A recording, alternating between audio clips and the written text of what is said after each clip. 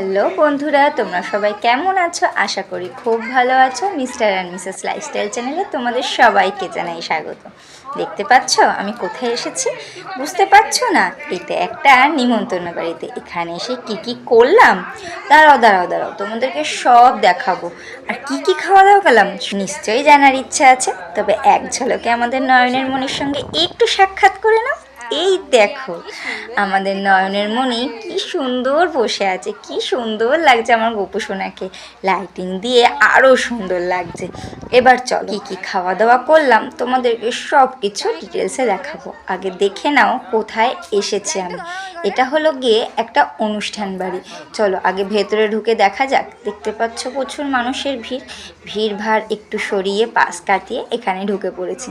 দেখেছো সবাই খেতে বসে পড়েছে। সবাই যখন খাচ্ছে ঠিক তখনই আমি ভিডিওটা করলাম।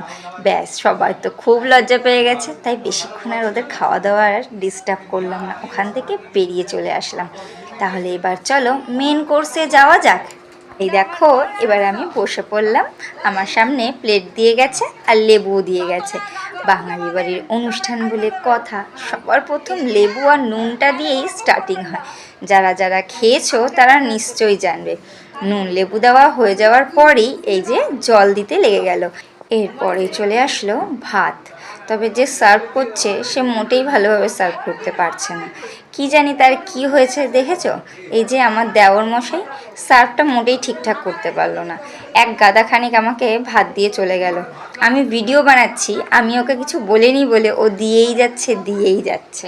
আচ্ছা তোমাদের সাথে কখনো এরকম হয়? কখনো হয়তো ফটো তুলছো বা ভিডিও বানাচ্ছো, তখন কেউ সার্ভ করছে এরকমভাবে না জিজ্ঞেস করে তোমাদেরকে দিয়েই যাচ্ছে। তবে আমাকে কিন্তু সেটা কমেন্ট সেকশনে অবশ্যই জানিও।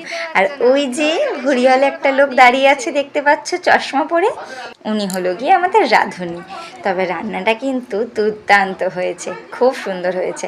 এই দেখো এবার চলে আসলো একটা মিক্সিং ডাল, মানে ভেজ ডাল।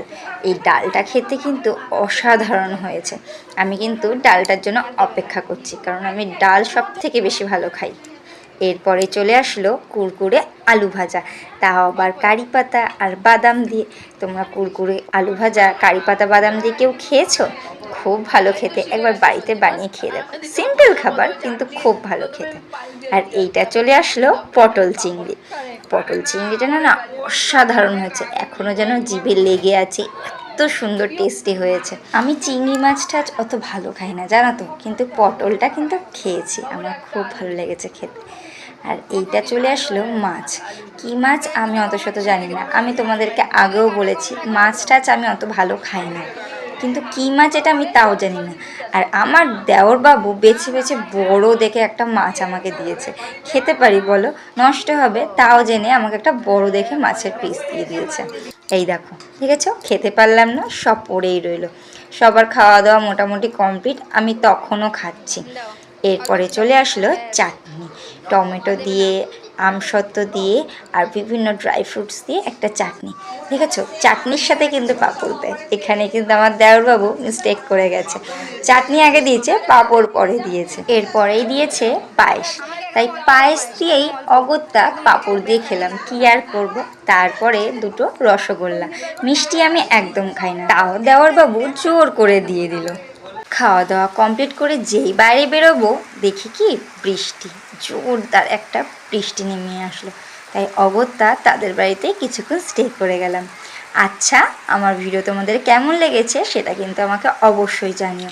আর ভালো লাগলে লাইক কমেন্ট শেয়ার আর সাবস্ক্রাইব করে দিও।